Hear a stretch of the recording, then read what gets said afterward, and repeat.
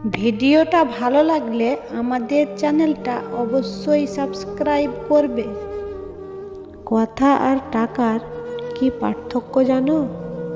মানুষ টাকা রাখতে জানে কিন্তু দিতে জানে না, আর কথা মানুষ দিতে জানে কিন্তু রাখতে জানে না।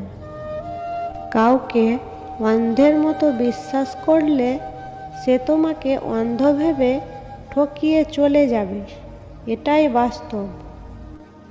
রাগ অভিমানের ভাষা যদি সবাই বুঝতো তাহলে সম্পর্কগুলো কখনো বিচ্ছেদ হতো না। চিনি আর লবণ একই রকম দেখতে, পার্থক্য শুধু স্বাদে।